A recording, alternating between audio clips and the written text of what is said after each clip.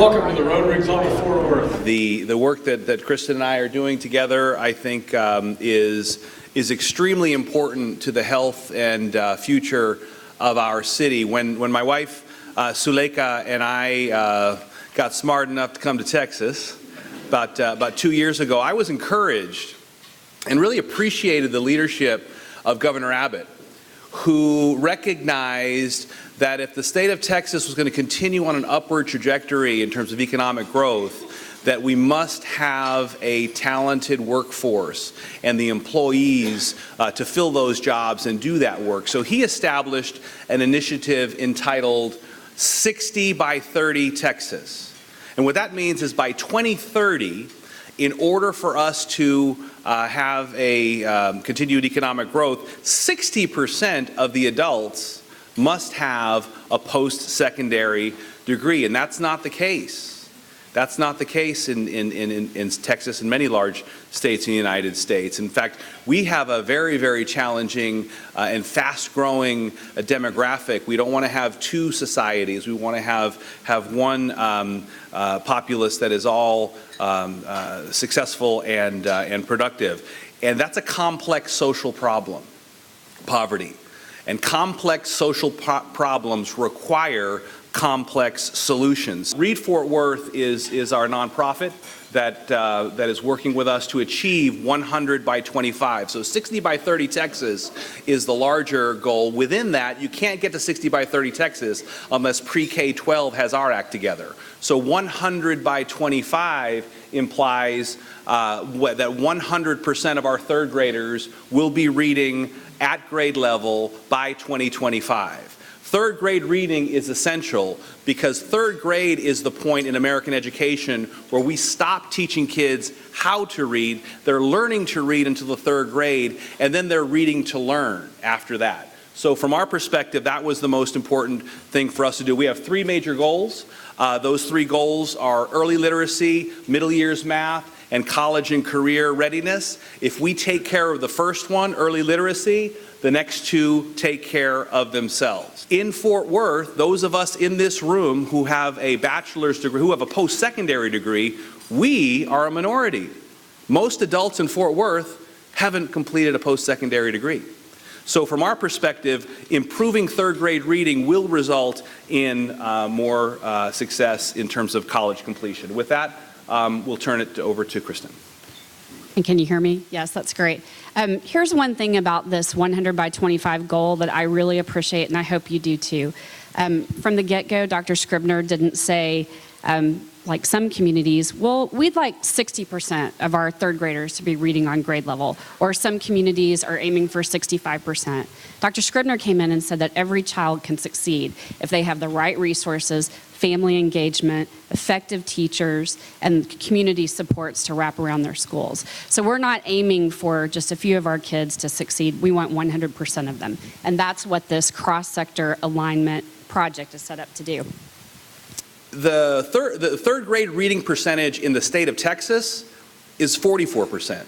So across the state, only 44% of students in Texas are reading on grade level. And that's why, as Kristin mentioned when I was having a phone call with Pete Guerin, he said, be bold, put the goal in the title of your movement. So that's why we said 100 by 25. Through the leadership of our Board of Trustees, and we have our trustee Norm Robbins here with us today, they were very, very supportive and supported me in joining this coalition.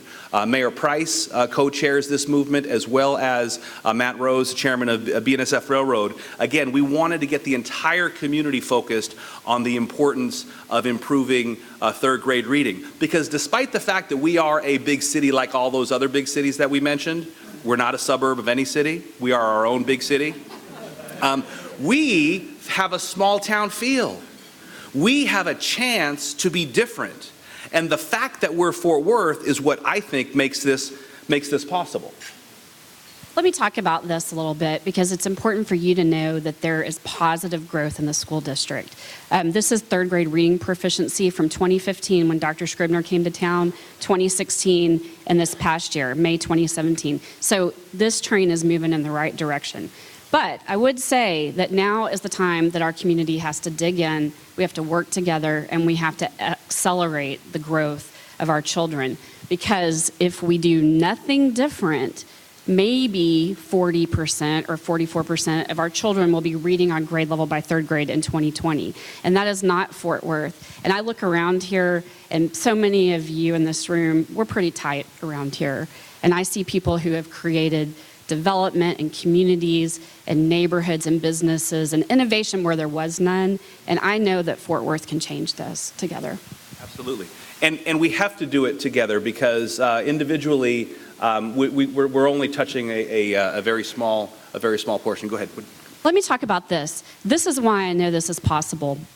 This is a map of what we call bright spot schools. These are schools with high poverty rates where the kids are actually outperforming that 34% of children who are reading on grade level. So these are schools all over the place. And invariably, the secret is they have strong campus principals, they have highly effective teachers, they have family engagement, and they have community supports. And their growth, some of it is like 8% over the last 4 years. So what we want to do with this project is spend time here understanding and learning from these communities what is going well and scale that up across our district. Those are some bright spot schools. And one of the important functions of the work that we're doing is identifying what's working. So those are bright spot schools, schools that have low socioeconomic status, high language minority status, but yet are achieving in spite of the odds. It can be done. We have 143 schools. It's happening across the district. We want it to happen in a systematic way. And why is that important? Because education is the way to change the trajectory of people's lives. Though all of us in here know that. 77% of the students in Fort Worth live at or below the federal poverty line. We don't want 77% of the adults to be in poverty. We want to change that trajectory. So 77% of the students in Fort Worth live at or below the federal poverty line. We have 87,000 students. 44,000, just over half, come from homes where English is the primary language. So that means 43,000 speak a language other than English as the primary language in their homes. 4,000 students in Fort Worth speak any one of 70 different languages from Asia, from Europe, from Africa, all over the world. And 39,000 students in Fort Worth, Texas, USA, speak Spanish at home. 39,000. You know what 39,000 is? That's more students than attend Cincinnati public schools. More students than are in Cleveland, Indianapolis, Minneapolis. We have more Spanish speakers than they have students. And what I know about serving public education, urban education for 30 years is that kids grow up to be adults. So we are going to have a multicultural, multilingual, international focused adult population in the decades to come. Why do we need your help? Because 90% of brain development happens before kids even hit kindergarten.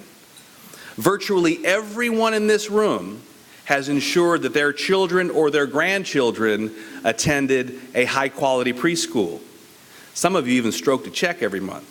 Okay? Our 77% of our families living in poverty, that's difficult for them. So we have to ensure there are more opportunities, more quantity and quality for high-quality preschool. We internally focused on opportunities like our program Ready Rosie. Short videos that parents can use on their smartphone. That's the computer in most of the homes in our district. For fun educational games, for everyday situations that our families encounter, driving in a car, being in the laundromat, countdown to kindergarten, developmental roadmap, the things that you already know because you have social capital. We need to provide that for our families. Why can't the school district get this right? Well, think about it. Kids are in a school building 7.5 hours a day of a 24-hour day, 5 days of a 7-day week, 180 days of a 365-day year. So from birth to 18, all of you and me and my kids and your kids, they were in a school building 15% of their lives. They're somewhere else 85% of the time. And that's why the work that Kristin's doing in terms of this collective impact in the community is so important. After school, Saturday school, Sunday school, summer school, Fort Worth Parks and Rec and libraries, partnering with everyone so that we all can be pulling the rope in the same direction. So let's talk about that system, because some of you in this room are working on economic development plans for increased tourism. You're approaching this at a systems level, right? So we think the same thing is important in early grades education. And this is what I call the baby slide. But this is an acknowledgement of what Dr. Scribner said, that what happens to a child between 0 and 3, that is when the brain is developing. So making sure that from the time that parent gets an infant in their arms, in the hospital, that they understand that is the point when you are reading to the child. It's okay if you read to your baby in utero too, right? But do they have access to quality developmental checks at a pediatrician's office? Are all pediatricians using development screening tools? Do they have access to quality childcare? And this is a huge issue. It really affects our employment base, because frankly, if we need to fill middle skills jobs and parents can't find affordable quality childcare for their children, they can't go to work for your company, right? So access to quality early learning opportunities, access to pre-K. If you guys don't know this, the Fort Worth ISD has full-day pre-K 8 to 2:15 every day. It's universal. The seats are first filled by eligibility criteria, but lots of my friends have their kids in Fort Worth pre-K, and it makes a difference. It's heavily correlated with kindergarten readiness and third grade reading achievement. And then what do we do? Do we make sure that they have those highly effective teachers, that we're doing everything that we need to be doing in the schools, and that as a community, we are giving the principals and the teachers the support they need? What are we doing outside? He talked about out of school time, summer. Dr. Robinson has led our efforts around summer learning in our community. So our organization had to build a plan. This is the structure. We have a vision, a mission. We built 4 collaborative action networks, some of which existed and some of which formed around this work. And they're focused on school readiness, child well-being, expanded learning, and the resources that campus need. So I'm going to go through this pretty darn quick just to say that there was already an existing 10-year-old early learning alliance with roots in the library and the school district and the workforce solutions of Tarrant County. And they are working on really elevating professional quality for childcare workers, creating a registry so that they can stack credentials, really elevating program quality. Sharing data and research so that we can get a handle on how much quality childcare do we need and what exists so that we can grow that market. And then really taking on issues of equity for child well-being. I mean, you just said it's really hard to find quality childcare when you can pay for it. And it's not easy if you don't have funds. What is it, $12,000 a year? That was 10 years ago. Scotty and John were in. We're also asking the school district to help us explore more community partnerships between the school district and existing child care centers. They're doing a lot of work in the area of professional development and sometimes placing certified teachers in existing child care centers. We'll keep going. The Health and Wellbeing CAN is being led by Cook Children's Healthcare System and JPS HealthWork. Your friend J.R. Labby is the co-chair of this effort. This team is really focused first on, can we reduce incidents of abuse and neglect in areas where this is really a prevalent issue? Because if you've seen Cook's research in this area, they just contend that if a child fears that they're going to be hit or abused, or they're not fed, or they never went to bed the night before, and they get to school, they really can't learn. So can we, as Fort Worth, figure out how to reduce that, work with our families, teach them, give them tools that will help them reduce that? And then that team will move into physical health and social emotional health and well-being. And then the Summer Learning Expanded Learning CAM is led by the City of Fort Worth. Dr. Robinson and United Way of Tarrant County has been a champion of this effort, co-chairing this. And this is really, right now, this is really exciting stuff for me, but they are building out models of best practices for summer learning, because kids who don't have access to quality summer camps, they can lose like 2 literacy levels over the summer. And kids from high poverty backgrounds who don't have access to quality summer learning, they fall really far behind by 5th grade. But you can stop summer slide by enrolling those children in a high quality program. That Girls Inc., Becky, my friend Becky Ballerine, you guys have been incredible assets in this work. This team will move into a conversation about how to strengthen after school programs and make sure that those are contributing to the 100 by 25 goal too. And then lastly, we have the Reading Resources Collaborative Action Network, and 2 focuses for this team right now. And Darren is going to be involved in this, Darren George, my neighborhood association president. But we conducted an assets inventory with Leadership ISD last year, and we found this to be true. School districts have to make decisions about how they fund resources. And so, it's a competition, right? So we found that in classrooms with high teacher turnover and low 3rd grade reading achievement, often in those early grades rooms, they hadn't built up a substantial library of books that support independent reading. And if you go into a classroom today, the teachers are teaching a lesson and they break into small groups, and at some point, the children who can read independently are in the reading circle reading books. But in our schools, they don't have equitable resources. So we have raised about $51,000 toward our first $250,000 goal. You can buy a book for $15 and jump on this bandwagon. You can do a classroom for $1,500, a whole school for $25,000. So we're really excited about this, and we invite you to help us in this work. And the last thing I'll say is that around volunteer reading mentors, I'm looking around, Norm Robbins is engaged in this. Many of you may already be doing this, but our principal Hanson, they want one-on-one reading mentors working with children to reinforce the instruction that kids are getting in the classroom.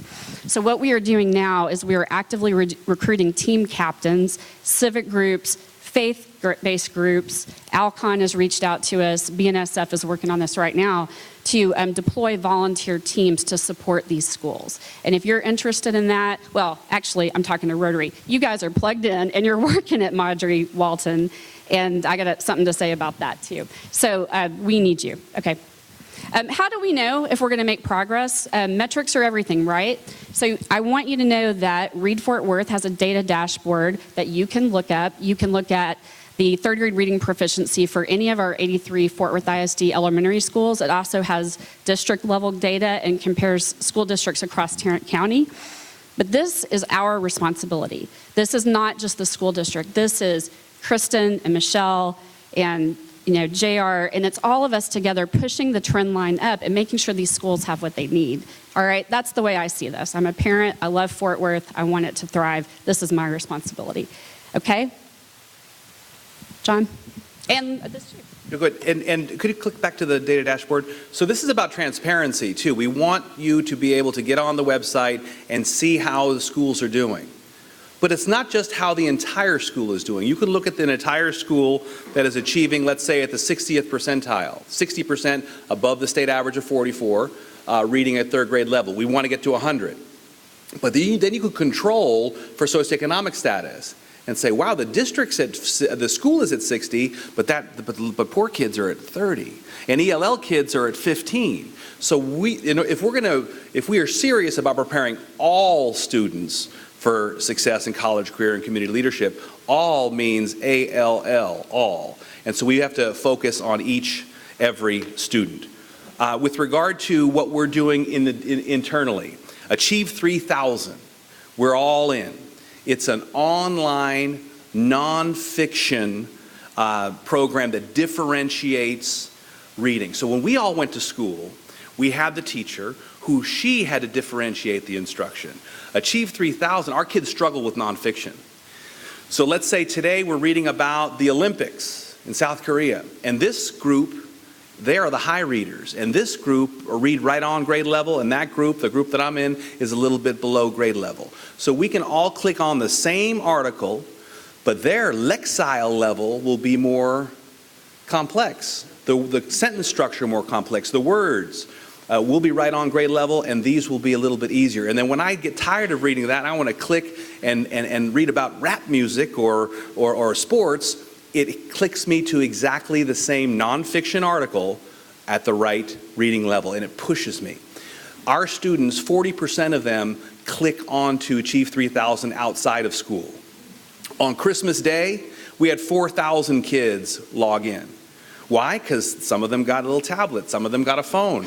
And what do I know? We have to steal time for reading.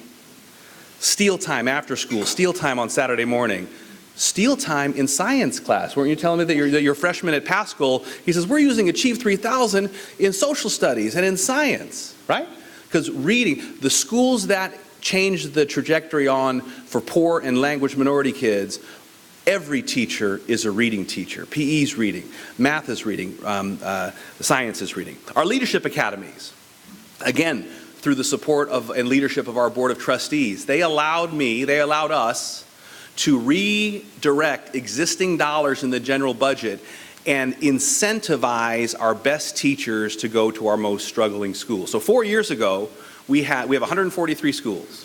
4 years ago, we had 28 underperforming schools, 28 that were not meeting the standard. In Texas, we call them IR, improvement required. From 4 years ago, we had 28. Today, we have 13. Next year, we want to have single digits and on our way to zero. But the only way we're going to get there is by getting our best and brightest serving the students in the greatest need. So what they allowed us to do, and also with the help of the Rainwater Foundation, we are providing a $10,000 stipend to our best teachers. And we just didn't let anybody apply. We went to an outfit, ERG out of Dallas, and they did a regression analysis and identified which teachers' expected growth was outpaced by actual growth. So we have 5,600 teachers. We identified our top 250 and invited them, red carpet event at TCU, and they were hired on the spot. So we have immediately injected teacher quality at Forest Oak Middle School, at Mitchell Boulevard, at Como Elementary, at Logan Elementary and Stop 6, and John T. White on the east side as well. And those schools have teacher quality that rivals and perhaps even surpasses our other schools in the Tony zip codes. What we've decided there is kids need more time. If they're not starting the educational race in kindergarten at the educational starting line, those teachers are earning that $10,000 stipend because school doesn't end up at 3, doesn't dismiss at 3, it dismisses at 4 p.m. with an extra hour of mathematics and reading embedded into the school day. And they don't go home at 4. Rainwater has provided the second shift of adults who come, and we do after-school programming. We do enrichment, we do arts, we do athletics, and yes, we do individual tutoring in reading and math at those 5 schools. And then we serve the students dinner at 5:45, and then they go home at 6 p.m. Because if you're not starting the race, and these schools have been underperforming on the IR list for 3 and 4 and 5 years, okay? If we keep on doing the same thing and expecting different outcomes, you know how that sentence goes. So our focus is to disrupt low achievement in Fort Worth. Because the best and the brightest in Fort Worth, we can compete with anybody, with Palo Alto, with Evanston, Illinois, with White Plains, New York. Our best and brightest can compete with anybody. They're going to Princeton and Harvard and Stanford and maybe even Carleton. What we have to do is raise the floor. Is help those students. The other thing, the way we have to do it is through leadership, not my leadership, our leadership. We were selected by the George Bush Leadership Institute, along with a district out of Virginia and Salt Lake and Austin, to identify ways to recruit, retain, and develop the best principals. If we have the 143 best principals in Texas, good principals hire good teachers, and the rest is history. That's what we want to do. The important thing is that we lead 2 districts. We lead a district that has socioeconomic status and stable families and support, and then we have another district of students and communities who are suffering, where there's crime and there are housing issues, and that's a huge challenge. This map compares the need, talk about volunteerism. This compares the need with where the volunteers are. With all due respect, what do they say in Texas? Bless your heart. We don't need any more volunteers in the neighborhoods where most of us live. Where we need the volunteers is where there is the greatest need. Kristin? Here's some good news. We have at least 1,000 adults working one-on-one with children in Fort Worth ISD elementary schools right now. that are known to us through several major volunteer providers. But just consider this. There are about 20,000 children in kindergarten, first, second grade. And if we think that 2/3 of those kids could benefit from a tutor, we've got a lot of opportunity. So if we can take that 1,000 and transform that into 12,000, we're going to get somewhere. And now I want to say something really nice about you guys. Here's the difference that Rotary Club of Fort Worth is making.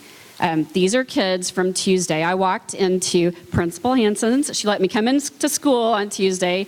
If you haven't been to Marjorie Walton, get over there. It's clean. It's beautiful. The kids are orderly. I don't know what she's doing over there, but I'm convinced that if anybody can do it, Principal Hansen can.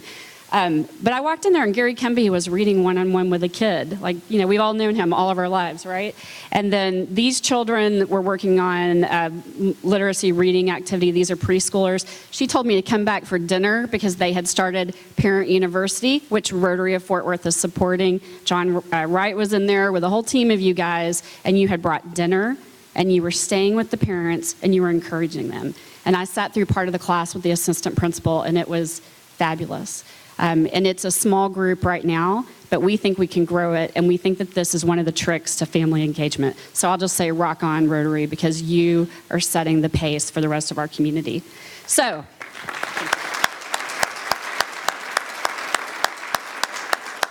all right, so what do we do about all this? Follow this work. This is going to transform our city. It really will. It's starting, it's laying the foundation. Connect with us. If you haven't signed up to volunteer and you can afford 45 minutes a week, I did this last year with a kid, it will change your life as an adult. It makes you feel better. It's a great break during the workday. Follow us, support these action networks, and if you want to contribute, we can only give time or money. So if you don't have the time, kick in for this classroom library campaign because that matters too. The kids need the resources. And I just really appreciate all of you so much. Thank you guys for having us. Great, and thank you very much. Just kind of final thought from our perspective is that with the work that Kristin and her team and Fort Worth ISD and the mayor and Matt Rose and everyone is pulling together, it is, I believe, the most important work that we can do. Matt Dufresne does a wonderful job with Blue Zones, a movement about health. I believe we can be Reading City USA, a movement about literacy. The future of Fort Worth depends on this. We cannot import citizens to fill the necessary jobs if we truly want to have a vibrant economic growth. Amazon and others want to have a diverse, educated workforce, and those future workers are in our classrooms today. Our students, albeit low-income, language minority, rich with diversity, our students are not problems to be solved. They are assets to be invested in, and I thank you for your investment.